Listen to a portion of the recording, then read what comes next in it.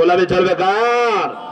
সমস্ত নবীরা একটাই দাওয়াত দিয়েছিলেন, এক দাওয়াত নিয়ে এসেছেন, এই জন্য আমরা গোলামি করবো কার? আরো চিল্লাবেন, গোলামি করবো কার? আল্লাহর দাসত্ব করবো, আল্লাহর গোলামি করবো। আল্লাহ পাক যেভাবে সিদ্ধান্ত দিয়েছেন সেভাবে মানার নাম হলো গোলামি। সেভাবে মানার নাম কি? আল্লাহ বলেছেন তোমরা নামাজ পড়বা, নামাজের হুকুম কার? আরো জোরে বলুন, নামাজের হুকুম কার? আল্লাহ পাক নামাজের কথা বলেছেন। আল্লাহ পাক বলেছেন ওয়া আকিমিস সালাতা লিযিকরি, তোমরা নামাজের মাধ্যমে আমাকে স্মরণ করো। নামাজে দাঁড়ানোর পরে আল্লাহ স্মরণ হয়। আল্লাহ শরণার্থে নামাজ আদায় করার জন্য আল্লাহ পাক বলছেন তোমরা নামাজ কায়েম করো, নামাজ পড়ো, নামাজ কায়েম করো, নামাজ কায়েম করো। কখনো আল্লাহ পাক বলেন নাই ইকরা সালাত, তোমরা নামাজ পড়ো। যত জায়গায় নামাজের কথা এসেছে সব জায়গায় আল্লাহ পাক বলেছেন তোমরা নামাজ কায়েম করো। তার মানে হলো নিজে নামাজ পড়ো, তোমার সন্তানদেরকে নামাজের কথা বলো, তোমার পরিবার পরিজন সমাজের মানুষকে, জাতির মানুষকে নামাজের দাওয়াত দাও। আল্লাহ পাক অন্য আয়াতে বলছেন ওয়া আমুর আহলাকা বিসসালাতি ওয়াসতাবির আলাইহা লা নাসআলুকা রিজকা নাহনু নারযুকুকা ওয়াল আকিবাতু লিত্তাকওয়া। আল্লাহ নবী কি আল্লাহ পাক বলেন হে নবী আপনার পরিবার পরিজন সবাইকে আপনি নামাজের দাওয়াত দেন, নামাজের জন্য দাওয়াত দেন। আর আপনি সবাইকে নামাজের জন্য দাওয়াত দেন। কিসের দাওয়াত দেন? হে নবী আপনাকে, আপনার কাছে আমি তো রিজিক চাই না, লা নাসআলুকা রিজকা, আপনার কাছে আমি রিজিক চাই না, বরং আমি আল্লাহ রাব্বুল আলামিন আপনাকে রিজিক দান করি। বলেন সুবহানাল্লাহ। আপনারা বলেন রিজিক কে দেন? আর চিল্লাবেন রিজিক দেন কে? তাহলে বিপদে পড়লে, মুসিবতে পড়লে আমরা কার কাছে চাইবো? জোরে বল, কার কাছে চাইবো? কিসের মাধ্যমে চাইবো? চাওয়ার তরিকা হলো নামাজ। নামাজের ভিতরে দ্বারা আল্লাহর কাছে সাহায্য কামনা করবো, ঠিক কি রাখল? তাহলে আমার সম্মানিত ভাইরা, আল্লাহ পাকের উদ্দেশ্য কয়টি? আমাদেরকে সৃষ্টি করার উদ্দেশ্য কয়টি বলেন? একটি। সবাই বলেন, কথাও বলেন না আপনারা, আপনারাই বলেন কয়টি? কি? আল্লাহর ইবাদত, গোলামি করা। আপনারা কি রাজি আছেন? আপনারা কি রাজি? হাত গুলি দেখি। লিল্লাহে তাকবীর, লিল্লাহে তাকবীর। নামাজ ছাড়া কোনো গোলামি নাই।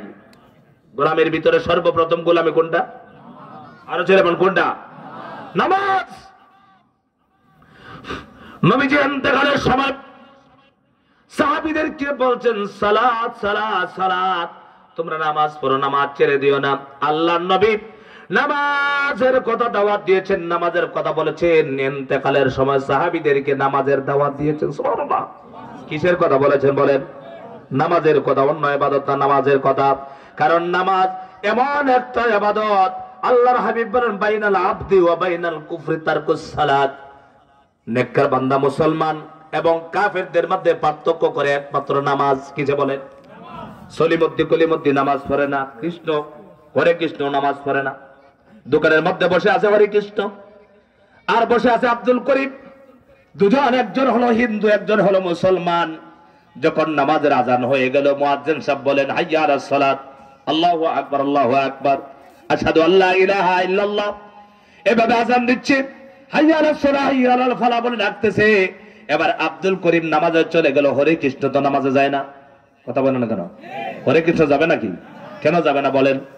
হরে কৃষ্ণ তো হিন্দু। আমার ভাইরা, হিন্দুরা মাথায় টুপি দেয়, হিন্দুরা দাড়ি রাখে, হিন্দুরা পাঞ্জাবি গায়ে দেয়, হিন্দুরা ভালো ভালো অনেক কাজ করে, কিন্তু আজ পর্যন্ত কোন হিন্দুরা আল্লাহ পাককে সেজদা দেয় না। সেজদা একমাত্র কারা দেয়?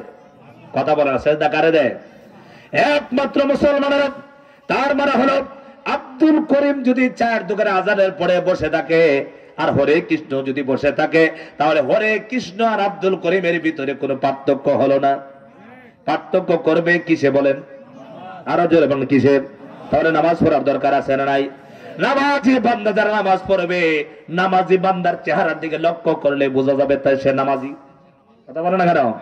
কিন্তু আমরা যারা নামাজ পড়ি না, তাদের চেহারা যতই সুন্দর হোক না কেন, বেনামাজির চেহারার ভিতরে নূর থাকে না। কি থাকে না? এই জন্য আমার ভাইরা নামাজ পড়ো তো ইনশাআল্লাহ। আল্লাহ পাকের ইবাদত করলে আল্লাহ পাক খুশি হয়ে যায়। ফেরেশতাদেরকে বলে, ও ফেরেশতারা, তোমরা বলছিলে আমার বান্দা বান্দিরা আমার ইবাদত করবে না, মারামারি করবে, ফিতনা ফাসাদ করবে। ওই দেখো আমার বান্দারা ঠান্ডার ভিতরে ওযু করে নামাজ আদায় করে। বলেন সুবহানাল্লাহ। সম্মানিত ভাইরা, তাহলে আমরা ইবাদত করব কার? আর চিল্লা আমরা ইবাদত করব কার? দাসত্ব করব কার? গোলামি করব কার? যতদিন বেঁচে থাকবো আমরা ইবাদত করব আল্লাহর। আল্লাহ দাসত্ব করার, গোলামি করার তৌফিক দেন। সবাই বলেন আমিন। সম্মানিত ভাইরা, আপনার লোকজন আসে নাই। আমি তো ভেবেছিলাম এই প্যান্ডেলটা ভরবে, আপনার এলাকার মানুষ আসে নাই। আল্লাহ তাআলা তাদেরকে হেদায়েত দান করে। সবাই বলেন আমিন। আমরা যে কথাগুলো বললাম, এটা কি দুনিয়ার কোন নেতার না আল্লাহর কথা? সবাই বলেন কথাগুলো কার? এই কোরআন শরীফ কার? আল্লাহর কোরআন। এই কোরআনের চর্চা যে এলাকায় হয় না, সেই এলাকায় মানুষ দুর্বল থাকে। এটা কি ঠিক কথা বলেন? এটা ঠিক। তাহলে আপনার এলাকায় একটা মাদ্রাসা করবেন আপনারা। দেখেছে কারা কারা চান? হাতগুলি দেখি। কেউ আছেন যে চায় না? দেখি সবাই হাত উঠেছেন তো? সবাই বলেন ইনশাআল্লাহ। সবাই বলেন ইনশাআল্লাহ। মাদ্রাসা আছে? আছে মাদ্রাসা? পাশের সমাজে না, আপনাদের সমাজেও করেন ইনশাআল্লাহ। কি মাদ্রাসা ভাই? এটা কি মাদ্রাসা? নুরানি মাদ্রাসা হলে হবে না, কারণ নুরানি তো অল্প লেখাপড়া, আরো বেশি দাখিল করেন বা কওমি করলে আপনার একবারে দৌড়া হাদিস। রাজি আছেন ইনশাআল্লাহ? করবেন সবাই? আমার কাছে লাগতেছে আপনাদের এখানে এই শূন্যতাটা আছে। কি ভাই ভুল বললাম? আমি ভুল বলছি নাকি? কোন মাদ্রাসা? আমরা তো ভাই দেশের সম্পর্কে আমাদের অভিজ্ঞতা আলহামদুলিল্লাহ আল্লাহ পাক বেশি দিয়েছে। গতকাল আমার একটা প্রোগ্রাম ছিল বেনাফুলে। বেনাফুল বর্ডার চিনেন আপনারা? যশোর বেনাফুল। সেখানে আলহামদুলিল্লাহ প্রায় তার কমিটি বলেছে 4000 মহিলা হয়েছে। 4000 মহিলা হয়েছে। এরকম 4টা প্যান্ডেল জোড়া দিলে এতগুলো মানুষ হবে, এত মানুষ হয়েছিল আলহামদুলিল্লাহ। দেখলাম সেখানে একটা মাদ্রাসা আছে, বাগে জান্নাত মাদ্রাসার নাম। মাদ্রাসা উদ্যোগে হয়েছে। ছাত্র ভাই, মাদ্রাসা যেখানে হয়, মসজিদ যেখানে থাকে, সেখানে পরিবেশটা ভালো হয় না খারাপ হয়? আর যেন ভালো হয় না খারাপ হয়? তাহলে আমি আপনাদেরকে অনুরোধ করব, আপনার সার্বিক সহযোগিতা করে আমার এই ভাইদেরকে নিয়ে আপনার একটা মাদ্রাসা প্রতিষ্ঠা শুরু করুন। নুরানি শুরু করুন, প্রথমে ইবতিদাই শুরু করুন, আস্তে আস্তে হেফজখানা নুরানি আপনার শুরু করেন। দেখবেন ওই চুয়ায় মানুষের ভিতরে দিনদারি ফিরে আসবে। আর এগুলো করবেন না শুধু বছরে একবার ওয়াজ করায়া, আপনারা দেখবেন হেদায়েতের আলো দেখতে পারবেন না। এই জন্য আমার ভাইরা, কষ্ট যদিও হয়, একটা মাদ্রাসা করবেন ইনশাআল্লাহ। ইনশাআল্লাহ। হ্যাঁ ভাইরা, আপনার যদি এলাকায় মাদ্রাসা হয়, আমার কথাগুলো আপনারা শুনতেছেন মনোযোগ দিয়া, একটা মাদ্রাসা আপনার এলাকায় করেছেন, রাতের অন্ধকারে দেখবেন কি সমস্যা নাকি? রাতে দেখবেন বাচ্চারা কোরআন শরীফ পড়তেছে। ভাই শুনেন, ফজরের নামাজ পড়ে বাচ্চারা কোরআনুল কারীম পড়তেছে। পড়বে না? হ্যাঁ ভাই কথা বলেন, আমার দিকে লক্ষ্য করেন, আমার দিকে লক্ষ্য করুন। ফজরের নামাজ পড়ে আপনারা আমাকে একবার অবহেলা করতেছেন নাকি? অবহেলা করবেন না। আল্লাহ তাআলা আমাকে অনেক জায়গায় নিয়ে যায়, আপনারা ওইদিক ওদিক তাকাচ্ছেন। আমি কথা বলতেছি, ওইদিকে তাকাচ্ছেন কেন? কত কিলোমিটার থেকে আসছে? আপনারা কত কিলোমিটার থেকে আসছেন? আর এই মাইকে কথা বলতে আমার শরীরটা পুরা ভিজতেছে। আপনাদের শরীর ভিজছে কারো ওয়াজ শুনে? আমরা কতটুকু ক্লান্ত হয়ে আসি আপনাদের এখানে মুসাফির অবস্থা। ভালো করে শুনেন, আপনি মারা গেছেন, মাদ্রাসা ছাত্রগুলো নিয়ে দোয়া করার ব্যবস্থা হবে। আপনার জানা যায় ওই মাদ্রাসার ছাত্রগুলো আলেমরা শরীক হবে। এটা আপনার জন্য দরকার আছে না নাই? মাদ্রাসা নাই, তলেব ইলম পাবেন না। মাদ্রাসা শিক্ষা এমন শিক্ষা যে মাদ্রাসা শিক্ষার ভিতরে আপনার একটা বাচ্চাকে, নুরানির একটা বাচ্চা, আপনাকে যে জিজ্ঞাসা করি যে বাবা আপনি জানাজার নামাজের নিয়ত বলেন তো, কয়জন আছেন? যদি বলি জানাজার নামাজের দোয়াটা বলেন তো, জানাজার নামাজ পড়লে বাচ্চা যদি হয় তাহলে দোয়া ভিন্ন, মেয়ে হলে ভিন্ন, ছেলে হলে ভিন্ন। কি বলেন? এখন আপনার তো সারা জীবন জানাজা পড়ছেন, যদি জিজ্ঞাসা করা হয় পারবেন? সবাই কিন্তু আমরা পারবো না, ঠিক না? তাহলে একটা বাচ্চা, আপনার একজন মানুষ মারা গেলে ওই বাচ্চা আপনার বাবা হোক, মা হোক, আপনার সন্তান হোক, জানাজা পড়ানোর তার যোগ্যতা হয়ে যায়। আপনি পারছেন না, এই বাচ্চা আপনাকে বলে দিতে পারবে চাচা আপনার বাবার জন্য অতটুকু কাপড় লাগবে, সুবহানাল্লাহ বলবেন না? দিনী শিক্ষার দরকার আছে না নাই? কোরআনের আলো ছড়িয়ে দেন, কোরআনের আলোর জন্য চেষ্টা করেন। আমার কথাটা আপনাদের মনে থাকবে ইনশাআল্লাহ। মনে আপনারা কষ্ট নিয়েছেন আমার কথায়? আমার সম্মানিত ভাই, আমি মুসাফির মানুষ, আপনাদের জন্য প্রাণ খুলে দোয়া করে যাব। আমার প্রিয় ভাই নাম কি? আমার সাথে যোগাযোগ করতেন কে? কোথায় ওমর ফারুক ভাই? ওমর ফারুক একজন যুবক ভাই, সবসময় আমার সাথে যোগাযোগ করেছেন। আলহামদুলিল্লাহ, আল্লাহ তাআলা আমাকে আপনাদের খেদমতে হাজির করেছেন। আপনারা সরল মনের মানুষগুলো, আলহামদুলিল্লাহ। আমি দেখে গেলাম আপনাদের ব্যবহার আমাকে মুগ্ধ করেছে। আপনারা যদি না বসতেন আমি এতটুকু সময় কথা বলতে পারতাম না। তাহলে আজকে যে আলোচনা করলাম, আমি কি ব্যাপারে আলোচনা করলাম বলেন তো দেখি? ইবাদত। ইবাদত হবে একমাত্র কার? সবকিছু হবে কার?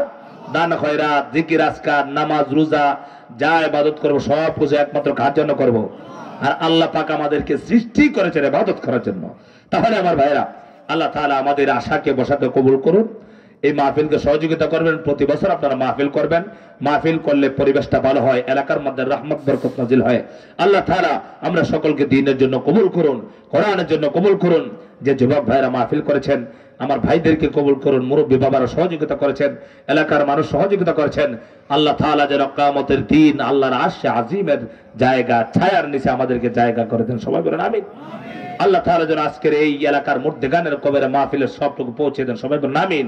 সমস্ত মুর্দেগানকে আল্লাহ তাআলা আজকের মাহফিলকে উসিলা করে ক্ষমা করে দেন। আমিন। আজকে এই পর্যন্ত রাখলাম। আমার জন্য আপনারা দোয়া করবেন, আমিও আপনাদের জন্য দোয়া করি। সবচাইতে হাদিস শরীফে এসেছে মানুষের দামি জিনিস হলো মানুষের আখলাক। জোরে বলেন কি? ব্যবহার, আখলাক, আচরণ, এগুলো সবচাইতে দামি জিনিস। কথা বুঝতে পেরেছেন? যেমন আমি মুসাফির আসছি, আপনারা যদি আমার সাথে ভালো ব্যবহার করে দেন, আমি রাস্তা রাস্তা বলে যাব, সারা জীবন মনে থাকবে অমুক এলাকা গিয়েছিলাম, মানুষগুলো অনেক ভালো। কি বলেন আপনারা? কি বলেন আপনারা? আর যদি আমি কষ্ট পেয়ে যাই, তাহলে দেখবেন আমার মনে হারে এত দূর থেকে আসলাম, মানুষগুলো কষ্ট দিয়ে দিল। আমি যদি আপনাদের সাথে খারাপ ব্যবহার করে যাই, আপনারা বলবেন হুজুরটা আসলেই খারাপ মানুষ, ঠিক না? এই জন্য আমি প্রতিটা মাহফিল, আমি মুসল্লিয়ানে কেরাম, জনগণের সামনে আমি ক্ষমা চাই। আমি ক্ষমা চাইলে আমি ছোট হয়ে যাব? আপনাদের কাছে ক্ষমা চাচ্ছি। কথার দ্বারা বুঝাতে গিয়ে যদি কষ্ট দিয়ে থাকি, আল্লাহর হস্তে আমাকে মাফ করে দেবেন, ক্ষমা করে দেবেন। কথা বুঝতে পেরেছেন? সবসময় মানুষের কাছে ক্ষমা চাইলে, যারা ক্ষমা চায় তারা কখনো ছোট হয় না। আল্লাহ তাআলা আমাদেরকে বুঝার তৌফিক দিন। সবাই বলে আমিন। ওয়া আখিরু দাওয়ানা আলহামদুলিল্লাহি রাব্বিল আলামিন। জি, প্রবাসী ভাইরা বিদেশে অনেকে আছেন, তাই না? সম্মানিত ভাইরা বিদেশে আছেন যারা, তাদের জন্য আপনারা দোয়া করবেন সব সময়। আল্লাহ তাআলা, আমি দোয়া করি আল্লাহ তাআলা ভালো রাখুন তাদেরকে। আপনারা নামাজ পড়ে দোয়া করবেন তাদের